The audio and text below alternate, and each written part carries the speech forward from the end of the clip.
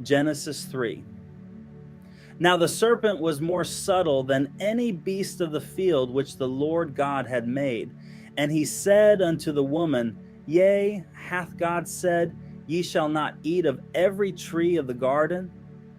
And the woman said unto the serpent, We may eat of the fruit of the trees of the garden, but of the fruit of the tree which is in the midst of the garden, God hath said, Ye shall not eat of it, neither shall ye touch it, lest ye die. And the serpent said unto the woman, Ye shall not surely die, for God doth know that in the day ye eat thereof, then your eyes shall be opened, and ye shall be as gods, knowing good and evil.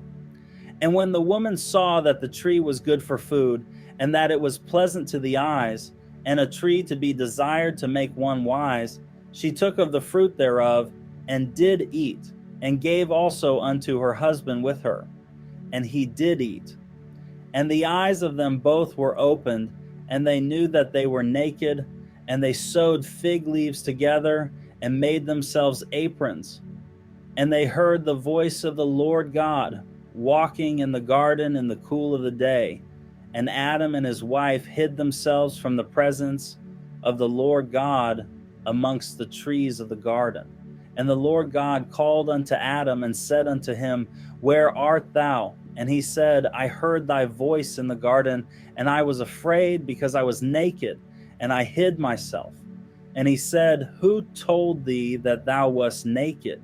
Hast thou eaten of the tree whereof I commanded thee that thou shouldest not eat? And the man said, The woman whom thou gavest to be with me, she gave me of the tree, and I did eat.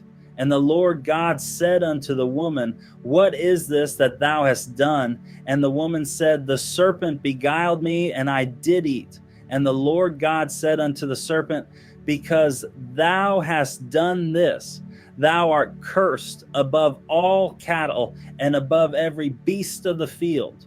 Upon thy belly shalt thou go, and dust shalt thou eat all the days of thy life. And I will put enmity between thee and the woman, and between thy seed and her seed. It shall bruise thy head, and thou shalt bruise his heel.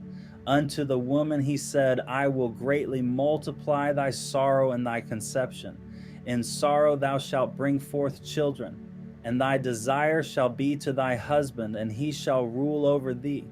And unto Adam he said, Because thou hast hearkened unto the voice of thy wife, and hast eaten of the tree of which I commanded thee, saying, Thou shalt not eat of it.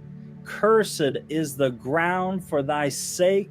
In sorrow shalt thou eat of it all the days of thy life. Thorns also and thistles shall it bring forth to thee, and thou shalt eat the herb of the field. In the sweat of thy face shalt thou eat bread till thou return unto the ground. For out of it wast thou taken. For dust thou art, and unto dust shalt thou return. And Adam called his wife's name Eve, because she was the mother of all living. Unto Adam also and to his wife did the Lord God make coats of skins and clothe them. And the Lord God said, Behold, the man is become as one of us, to know good and evil. And now, lest he put forth his hand, and take also of the tree of life, and eat and live forever. Therefore the Lord God sent him forth from the Garden of Eden, to till the ground from whence he was taken.